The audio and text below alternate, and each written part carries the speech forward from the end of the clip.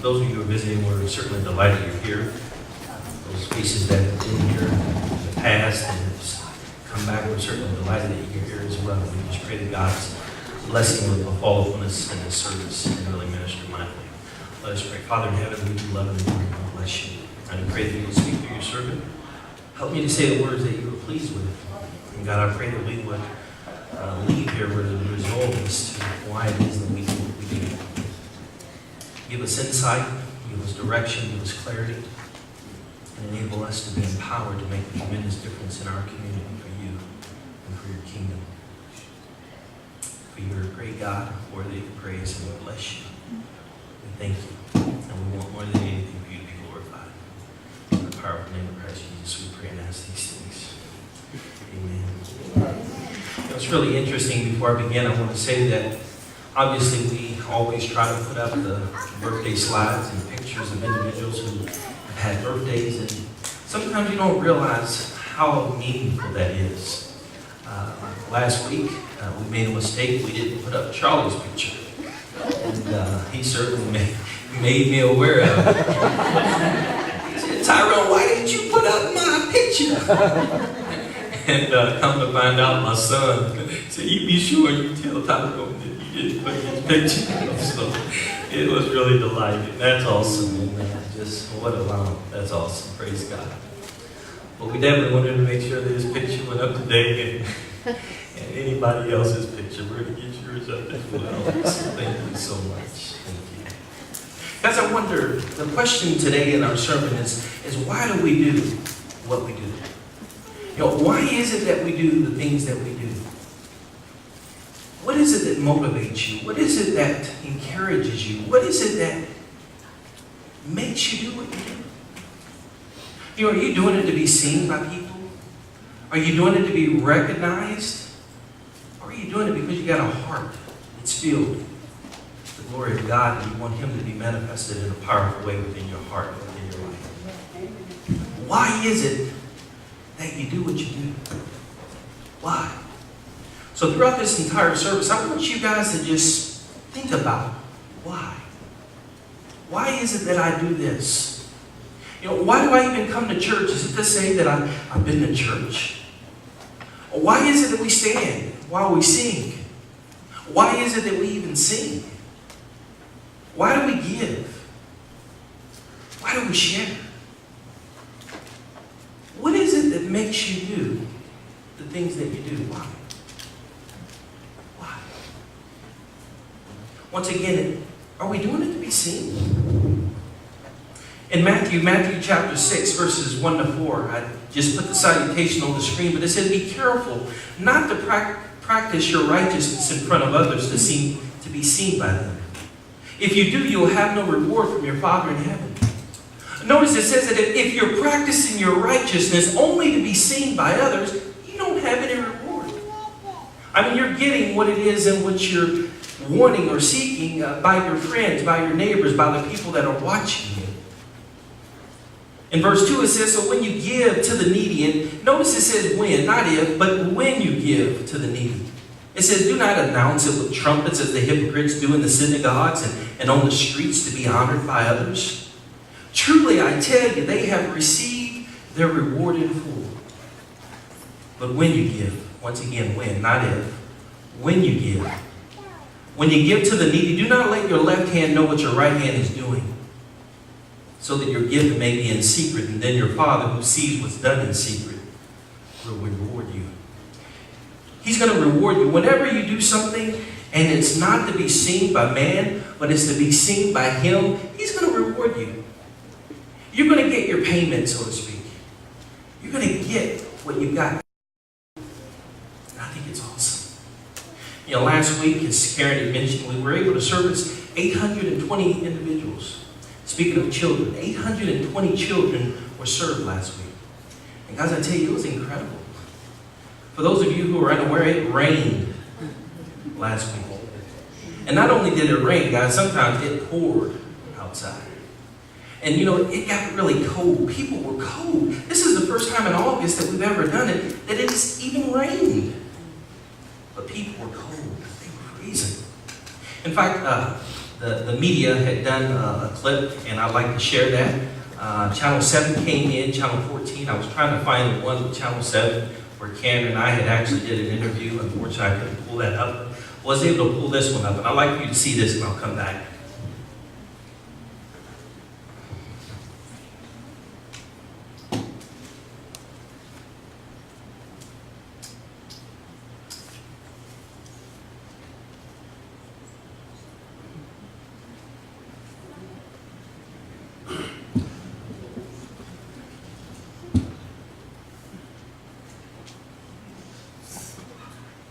I was going to try to lip sync that. Days away from the first day, and a back-to-school event is helping some students and families fill a void. But how? Eyewitness News' Christina Van Zelst explains. Helfrich Park STEM Academy had a line wrapped around the building today as hundreds of families stood in the pouring rain, and it's all to fulfill a need in the community. It just goes to show that needs are certainly there. And obviously, if there was not a need, there would be no one that was here. Roughly 800 kids and 90 volunteers filled the halls, picking from boxes of donations. As Forest Hills Church hosts the 14th annual Back to School event. This gives them an opportunity, one, to go back to school in class and with style. Why? Because they have a backpack, they have the proper school supplies that they need, and not only that, if they want a haircut, they can have a haircut. It's a way to get kids excited for the school year as each student receives a free backpack, school supplies, 2 new pairs of socks and underwear, and a haircut. It gets them in the groove, like this is get ready to go down and get ourselves back on track and schedules, and summer's fun, but gotta get the learning back in, so it gets them ready to go. And sometimes the smallest things Here you go, cheerleader. make the biggest difference. Got some socks in here? Family of 6 is really hard, so even socks and underwear help out a lot. One year, it seemed like the numbers had gone down, and that was a good thing, because we felt as though if the numbers are going down as far as people coming for supplies, then that means they're getting help. That means that they're okay. Unfortunately, the numbers have now started going back up again, but we're here to serve and we're here to help everyone as much as we can. As kids pick out their supplies and get their hair cut for their first day, many are just thankful. Coordinators say the event has continued to grow over the years and say thank you to everyone who donated and volunteered. EVSC students go back to school August 9th. Christina Van Zelst, Eyewitness News. I was really encouraged by that news clip, and that little kid said, "Hey, look, we got some underwear." Some of the things we take for granted, some of the things that we have that we just literally take for granted, so that other people they don't have. Again, I ask, why is it that we do what we do? There's a little girl that was actually there, and I thought it was kind of unique. I put a picture of her up on the screen, and what a beautiful girl. But could you imagine in August somebody would be wearing a winter coat? Guys, it was cold. There's a lot of people that came through the line, and I mean, they were just shivering. They were really, really cold, but they were out there simply because they had a need. And you guys were able to help to fulfill that need, and we're certainly grateful and thankful for those of you who either prayed or gave or was there. Thank you so much. But once again, why is it that we do what we do? When we do things, why do we do them? Many of you are aware that my daughter, she went on a trip to South Carolina, and it was a drama trip, and she was able to just share some of the things that God was doing with her and in her, and I mean, we were just amazed. It was awesome. And she had taken, asked for prayers, and many of you prayed, many of you gave, many of you shared in her life and in her experience, and we're grateful for that. I've got a picture here of Anna with a crew of people. I wonder if you could find her. Since you didn't really But with Anna, oh, that's great, I love it. With Anna, she was able to perform and she was able to share, and there were some really, really neat things that had actually happened. One of them, she was able to sing with one of the groups. They broke up in 2 different groups and had traveled and things of that nature. If you can show that next slide, John. There she is. singing, and I would like for her to just share a little bit about her experience, because I think that it's very powerful when you hear it, not from me, but from the one who actually participated, led with me. So, yeah. All right, so I was there for 8 weeks this summer in South Carolina. So to talk about 8 weeks in a couple minutes is going to be kind of tough, but I'll be brief. So like 40 minutes. Okay, so for what I did in South Carolina is I went for the drama ministry program, which we went to about 15 churches. We were in Georgia and Kentucky and Tennessee and South Carolina and North Carolina. We traveled to a bunch of different churches and got to share through biblical both poems and songs and dramatic interpretations. We got to share the love of Christ and the truth of God's word with believers, and admonishing to them the importance of sharing the gospel with people who, even though they may be in the pews of the church, they could still be so lost. And so we got to share. It was a poem called "The Harvest Field," and it talked about how there's so many Christians who are who are believers, but they don't go out and do anything. They sit in the pews and they just sit and listen. And so when they go out back in the world, you can't even tell they're Christians. But I wanted to talk to you guys about what I did, what I learned, and what I can take back, and kind of what you can take back too. So what I did, I went and traveled. I also got to be a part of their production of Prince Caspian, which is incredibly huge. We had massive crowds. We did 15 performances, and so it was crazy. But I got to be in a film camp. I got to be in a puppet camp. But one of the things that sticks out about the Academy is for everything that they do, they have a purpose and they have a meaning for it. And so, it wasn't just working with costumes. It wasn't just, speaking to people. It wasn't just doing theater for theater's sake. Everything that we did was to bring glory and honor to the Lord. And so,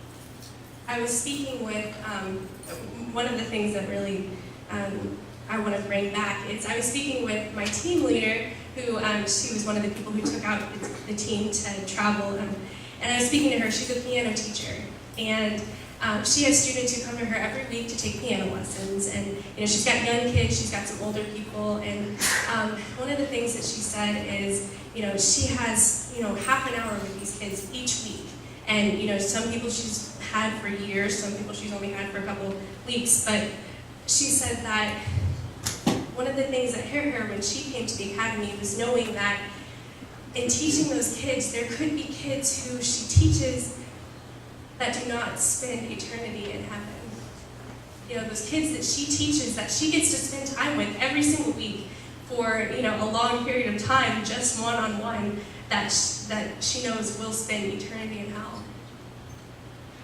I'm a violin teacher. I teach here in Sunday school. I am going to start teaching at a homeschool co-op this fall. And so that hit me.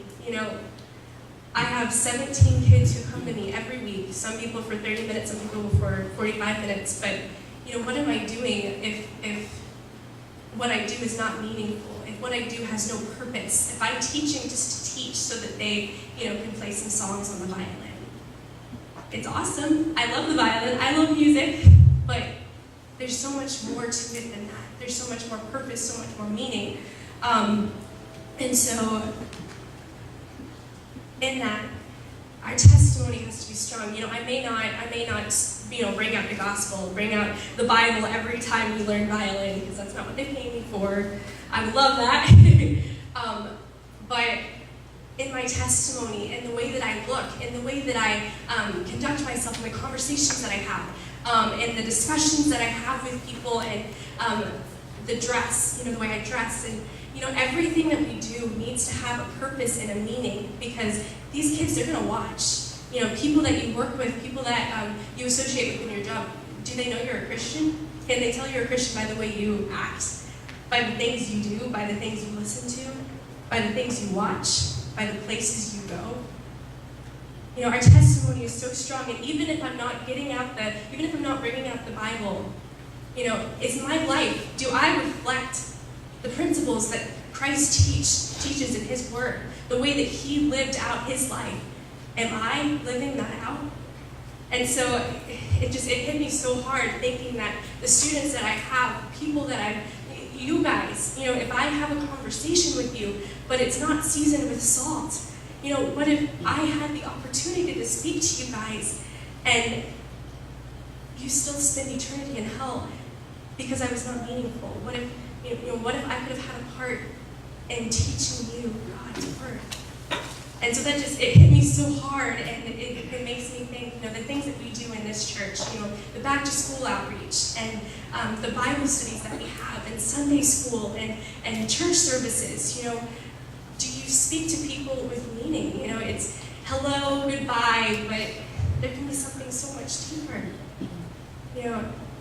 Don't let your lives look like the world, because that breaks up your testimony. The things that you say, the things that you do, it cannot be like the world. And so, in living like Christ, we are to have no fellowship with unfruitful works of darkness, but rather we're to reprove them, reprimand them, which that's Ephesians 5:11. And Romans 12:2 speaks about not becoming conformed to the pattern of this world, but be transformed by the renewal of your mind. Then you'll be able to test and approve what God's will is, his good, pleasing, and perfect will. So, in being Christians, our main goal is to edify and glorify our Lord and Savior, Jesus Christ. And if we're not doing that as Christians, we may as well not even be Christians. Because there's such a great call. Do not take on the name of Christ and live like the world. Because that kills the testimony of all other Christians. That's why people have such a big problem with Christianity. Because they see Christians who do not act like Christians, who take on the name of Christians, but live and say and do and think and act in a way that is contrary to the word of Christ. If you say you're a Christian, be a Christian. Follow the ways that Christ lives. And this is a huge thing for me. I'm not perfect. I wish that I was up here and telling you guys all these things and I lived it out every single moment of my life. It's a struggle. But God is faithful. And he is just to complete the work that he has started in my life. And if I am able to teach you guys, if I am able to live as an example unto you guys, then Christ will be edified. Don't take on the name of Christ and live like the world. Have a meaning, have a purpose. Why do you do what you do? I sewed ant butts in costumes. I worked in costumes this summer, and I sold ant bottoms for 5 days a week for about a week and a half. It was so frustrating. But that was probably the thing that I grew out of the most in my testimony there. How am I going to act in sewing these? They're doing Ant and the Grasshopper for one of their kids' plays. And I didn't know how to work a sewing machine. I didn't know how to, any of those things. But they had me sewing ant butts.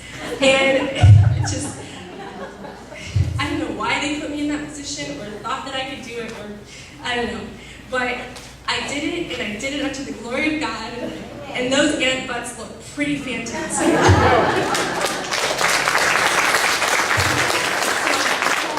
And whatever you do, in word or in deed, this is Colossians 3:17. Do it unto the glory of the Lord. So when you go back to your workplaces this week, have a meaning for the things that you say. Do the things that you do because you're doing it for Christ. Think about why you're doing what you're doing and why you're talking about what you're talking about. Because they will know. People judge Christianity more than Christians judge Christianity. People realize what Christians are doing more than Christians realize what they're doing. So think about the actions. Don't be like the world if you're going to take on the name of Christianity. Respond in the way that Christ would respond. Do, love, act in the way that Christ would respond. And have a reason for why you do what you do. So thank you guys so much for supporting me and being there this summer. It was amazing. If you see me slipping, tell me. because I do not want to kill the testimony or speak against the name of Christ in any way. So, thank you guys.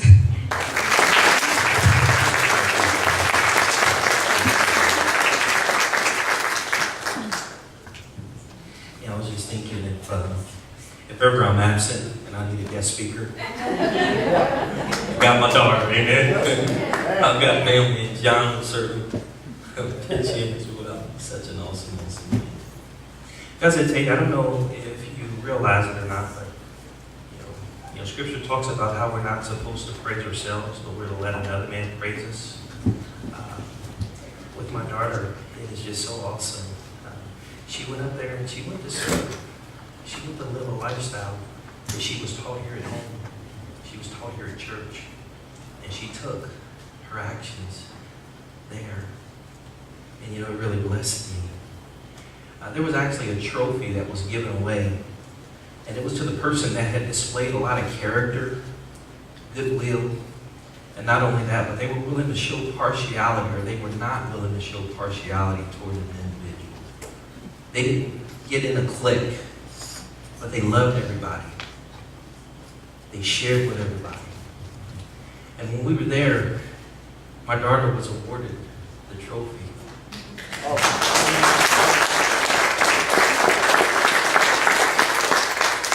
ahead and go to the next slide. In that Colossians chapter 3, verse 17, which he had quoted, it says, whatever you do, whether it's in word or deed, do it all to the name of the Lord Jesus, giving thanks to God the Father through him. And guys, that's what she had done, and I am so thankful and grateful that she was able to do that. And guys, you supported someone who was making a difference.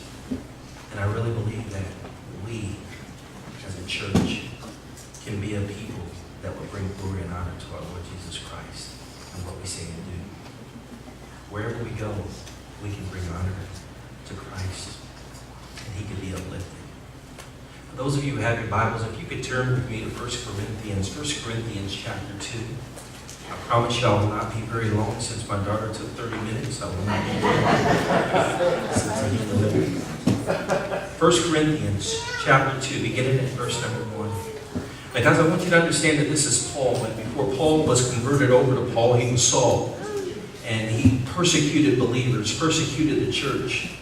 But he realized that there was something that was about him that he wanted to edify and glorify Christ. In fact, as Sam had read our morning devotion, he talked about, think about what you were before you were called. Not many of us were wise. Not many of us were noble. Not many of us were eloquent in any way. It says, but God, he chose the foolish things of this world to confound the wise. He didn't call someone who knew it all, someone who was smart, someone who was intelligent, someone who had it all together. No, he called me. He calls you. And he wants us to make a difference. And now Paul, he begins to allow us to see what happened when he got out the gospel. And once again, the gospel is extremely important. Listen to this. In 1 Corinthians chapter 2, beginning at verse 1. He says, when I came to you, I did not come with eloquence or human wisdom, as I proclaimed to you the testimony about God. For I resolved to know nothing while I was with you, except Jesus Christ and him crucified. Notice Paul didn't come to find out what was happening in your life, what was taking place, why you were doing this or why you were doing that. He says, I came in order to proclaim the gospel of Jesus Christ. He says, I came to you in weakness in verse 3. With great fear and trembling. Notice, Paul says, hey, I came to you because I knew that this assignment that I have is important. He realized that the assignment that he had was really critical, and he wanted to make sure that he did not allow it to be diluted in any way, shape, or fashion.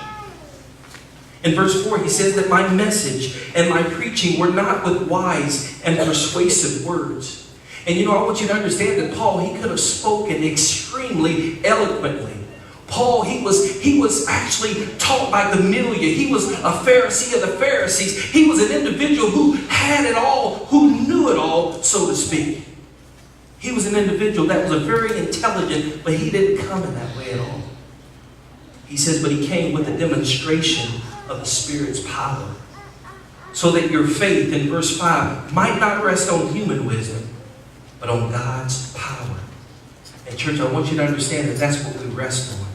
It's God's power. It's God, not us, but it's God that we rest upon. It's His power working within us. Do you realize that we can do nothing without Christ? But Scripture says, I can do all things through Christ who gives me strength. He's the one that gives us strength. He's the one that gives us power. He's the one that enables us to make a difference. And again, I think that's important.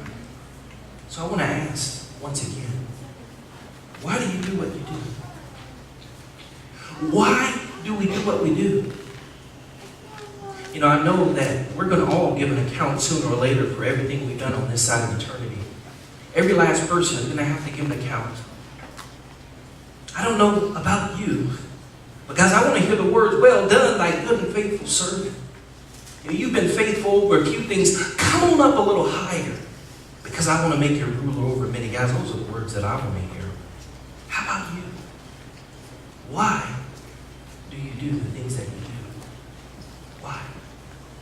It was interesting because while serving last week there at Helford Park, I ran into this beautiful family. When I say beautiful, it was a beautiful family. In fact, John, if you could show that picture, this was a family that I ran into. And the more and more I began to talk to them, and I know you probably can't see the resemblance, but that gentleman is my cousin. I had absolutely no idea. And here my cousin is coming through the line.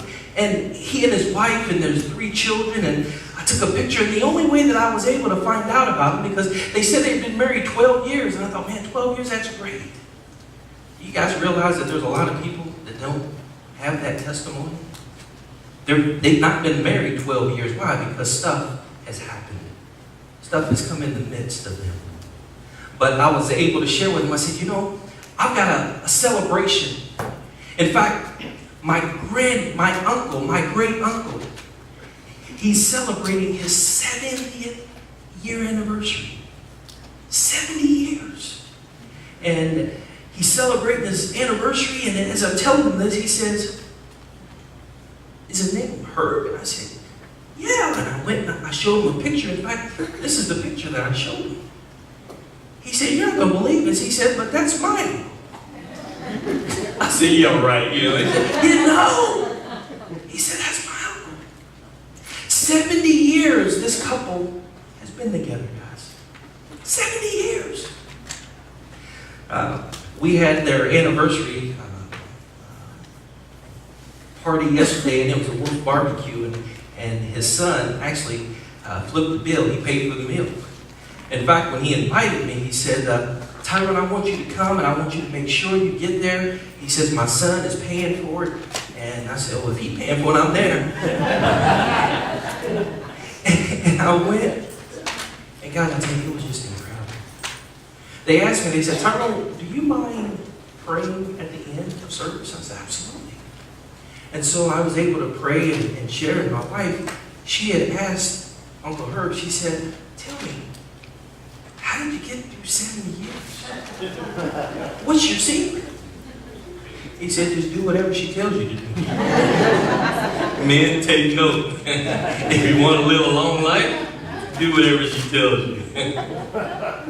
I thought that was awesome. Guys, what do you think it was in which they did in order to get to 70 years? Do you think they had some pitfalls? Do you think they had some struggles? Do you think they had some obstacles? Do you think it was trying? Do you think their times were difficult? Guys, they hung in there. They remembered their commitment. They remembered their vows.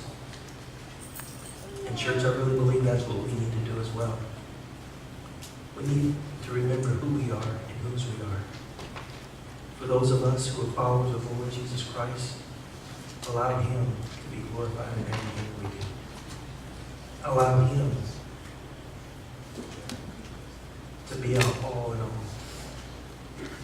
Allow Him to be what helps you through the day. Allow Him to be your source, to to be your strength, to be your helper. Church, He loves us. And more than anything, He wants us to do things that would bring honor and glory to His holy name. Life is short. Time is truly winding up. Jesus Christ is coming back. Are we ready? Are we ready? Last week I received a call and I want to end. Last week I received a phone call. And it was from a lady. And I wasn't here. Karen giving me the message. She said, Tyrone, she says, there was a lady that called. And I think it's like wish upon a star. Or there are people that grant your last wish. And she said she wanted you to call her back. And so she gave me her number and I ended up calling her. And she said, Tyrone, there's a family. She says, the reason that I called you is because I was at one of the funerals in which you officiated. She says, I've been to about 4 or 5 funerals in the last months, and she said, your funeral actually stood out to me. And she said that I was wondering if maybe you'd be willing to do a funeral of a kid who's 16 years old. Now, he's got Down syndrome. He's a special needs child. You know, he's okay right now, but I would like for you to get to know them and do their funeral. I said, oh, absolutely. She said, I was wondering how much you charged. And I said, absolutely nothing. And over the phone, this lady just started crying. She said, I knew that God was working in this. I called the lady up yesterday, and I apologized because it had been so long. I called her up, and she told me, she said that this baby had about 7 strokes when she had conceived, when she was pregnant. And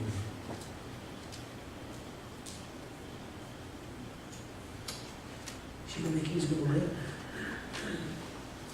But the family gathered around him and they took a picture. And because I haven't spoken with him yet, I opted not to put a picture up on the screen. But all of them have on Superman shirts, gathered around his bed, circling him.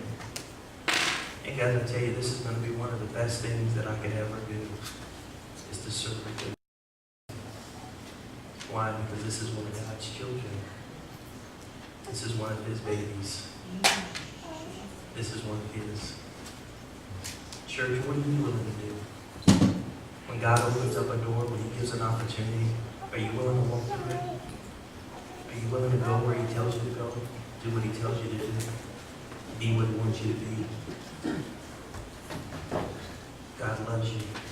He has a great plan for each of us. Please, whenever you serve as though you're serving the Lord and not humans. Serve as though you're serving people. For Him, He loves you. He has a great plan. Tyrone, we gotta close.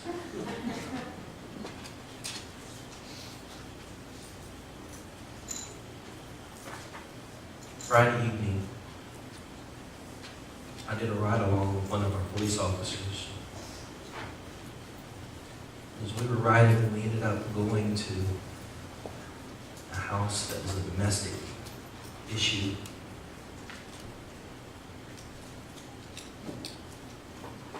We handled the situation, we left, and got a call to go right back to that family. He ended up making this lady move and leave the house, and so she had left. And me and this officer, we went to Hillcrest because he wanted to check in on a kid. So we got to Hillcrest, we walked up the steps, got ready to walk through the door, we got another call. And this call was for us to go back on the north side of town, the neighborhood Walmart. There was a couple that were called shoplifting. So we go back, and we're on the north side of town. We were just getting ready to go in Hillcrest, but we got the call, so we had to go back to Walmart on neighborhood Walmart on First Avenue. And as we walk in the room, it was those same two girls that we had just visited twice. This was their third time. And guys, I want you to know this was a wonderful opportunity for me to share with them the love of God. God loves them. In church, I want you to understand that God loves you. If you messed up once, twice, even 3 times, 3 strikes, you're really not out. Somebody ought to say amen. There are people that messes up 3 times and more. But God doesn't give up on you. He wants more than anything for you to come to a knowledge of who He is. Long story short, at the end of the night, we get a call to go to Hillcrest. There was a runaway. Someone had ran away from Hillcrest. And I was telling the officer that I was with, had we been able to go there when we were there, that probably would have prevented him from going. Church, you may be put in a position that will prevent a person from doing something that they ordinarily wouldn't do. Take advantage of it. Be a light. Share the love of Christ. Allow Him to be illuminated in your heart, in your life, in a special way. Because you truly can make a difference. Can I get an amen? Father in heaven, I thank you for the way in which you work through this service. I know that you have a plan. I know that you have a desire. More than anything, I know that you have something in store for each and every one of us. And God, I pray that even while our eyes are closed, and John brings up this last video, God, I pray that it would minister to us, dealing with different acts of kindness that people have done, and help it to be something that will spark our interest in doing something that will make a difference in our community. I pray that your will be accomplished. Father, for those of us who need a heart change, I pray that you would soften it even now and begin to work within us to make a difference. Whether we made mistakes, whether we've done things that we regret, that we're ashamed of, I pray in the powerful name of Jesus that you would begin to heal all that stuff that's in our heart and help us to make a change to do things that would be honorable in your sight. Just as my daughter has shared, we all have a purpose, and help us to live out that purpose in a way that will bring honor and glory to your name. Help us to be used in a mighty way by you. For we love you and we adore you. In the powerful name of Christ Jesus. Please watch the screen.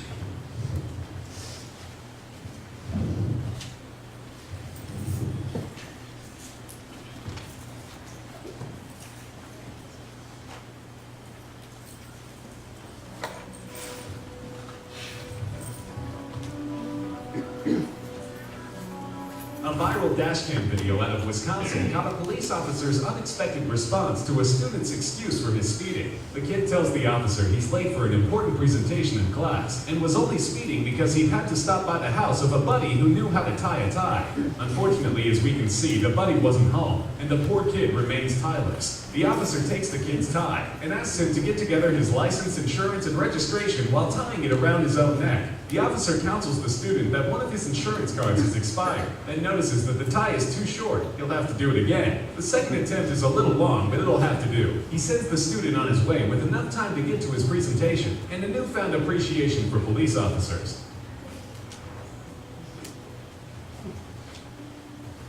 When the Oakland Cougars and Logan Township Lions met for a game of youth football in 2013, the Cougars coach brought out a trick play he had been working on for some time. In fact, he had collaborated on it with the head coach of the other team. This might sound a bit unusual, but the whole plan revolved around a very unusual and very determined player. 10-year-old Jacob Steiner was a special needs student that had been taken under the wing of the coach and the entire football team. He had been playing in games all season long, but on this play, you could see that the opposing players, with as much subtlety as they could muster, all allowed themselves to be blocked, run the wrong way, or just fall down without being touched, all to make sure Jacob could know what it feels like to score a touchdown in a game, an experience he will certainly never forget.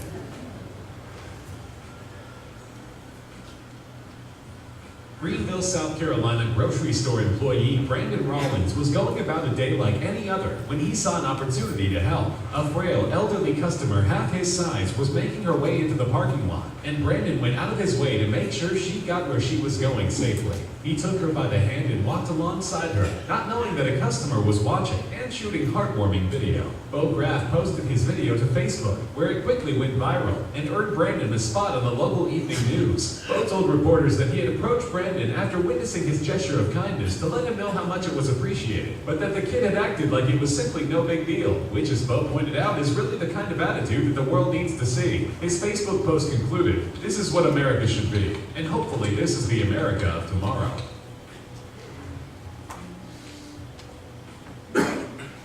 Employees at the Qdoba restaurant in Louisville, Kentucky take pride in going out of their way for their customers. Among their many regulars is a woman that employee Ridge Quarles describes as a very nice lady with disabilities who isn't able to get out of the house very often but loves to eat at her neighborhood Qdoba when she can. Employees know her order by heart, but one day when she was having a particularly tough time, she had an unusual request for Ridge. After placing her regular order, she asked Ridge if he might be able to help feed her, and the young man didn't think twice before agreeing.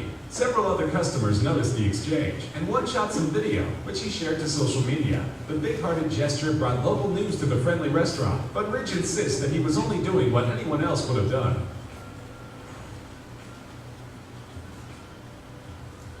U.S. Army Lieutenant Colonel Robert Riston was out for a bite at a local Taco Bell in Alabama when his opportunity to make someone's day a little brighter presented itself. He was approached by a couple of boys who were selling homemade baked goods to raise money for their family. When Robert asked the older boy, only 9 years old, if he had eaten anything that night, he answered no. But Robert didn't have any cash on him, and the youngsters weren't in a position to take credit cards. So Robert brought both boys up to the counter and let them get anything they wanted to eat on him. The video was captured by a customer who decided that the heartwarming moment needed to be shared with friends. After going viral, Robert was interviewed by local news, telling them that the boys were just as much of an inspiration to him as he could ever be to them. He also mentioned that they thanked him not just for the meal, but for watching over and protecting them in his role as a soldier.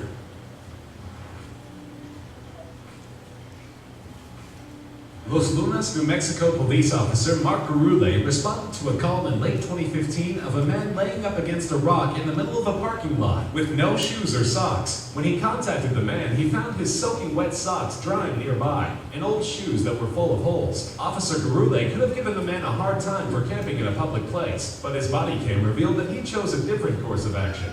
After making sure the man wasn't in medical distress and had eaten earlier in the day, the officer went to a nearby Big 5 sporting goods store and came out of his own pocket to buy the man a new pair of shoes with warm winter socks. Officer Garule told the man, whose name was also Mark, that Big 5 had hooked him up, implying that he hadn't actually bought the stuff himself. And as if this weren't enough, he couldn't leave without giving Mark $20 to make sure he wouldn't go hungry that night. Officer Garule is one cop who truly embodies the phrase to protect and serve.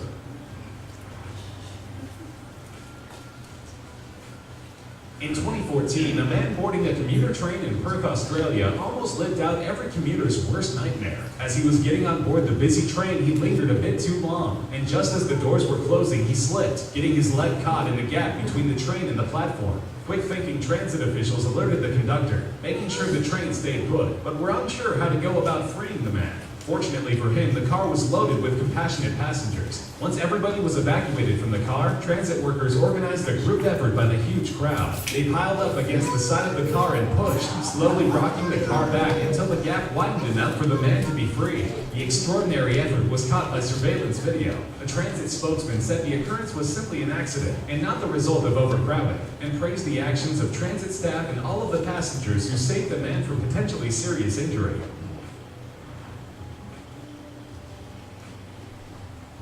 When 23-year-old New Yorker Joey Resto noticed a shirtless homeless man sitting on his subway car, he had the opposite reaction from everyone else on the car. The guy was clearly not in his right mind and didn't smell so great, and all the other passengers were crowded at the other end of the car, as far away from the man as possible.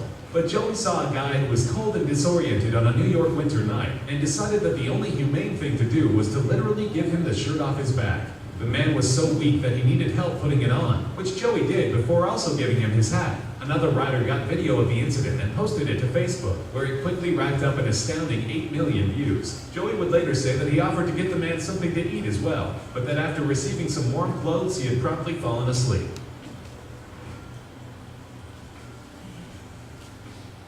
Employees of a Vancouver, Washington donut shop could tell that something was wrong with one of their drive-thru customers one morning in early 2016. The unidentified woman was visibly upset, and when one young employee asked if he could help, the woman confided that she had lost her 37-year-old husband just the previous night. The 19-year-old employee, Pierce Dunn, asked the woman if he could pray with her, which she said would help. Amazingly, several other employees dropped what they were doing and leaned out the drive-thru window to participate in an impromptu prayer circle. Of the group, only Dunn explicitly identifies as Christian, with another young man later telling reporters that he isn't religious at all, but just wanted to try to help someone who was obviously in need. A customer in line at the drive-thru snapped this photo, which garnered millions of views on Facebook. The general manager of the Dutch Bros franchise commented that these are just the kind of people the company hires, and that her employees do things like this all the time. This unbelievably touching incident just happened to be caught on camera, and the kids involved say that they just hope the picture going viral doesn't cause the woman any trouble. Guys, I want to stop it right there, even though this is only the last one. I want to pique your interest, so to speak, but know that God has a plan for each and every one of us to go and do something that will make a difference in someone's life. God bless you. Thanks for being here. Please shake someone's hand. Let them know you love them. God bless you and see you next week. Lord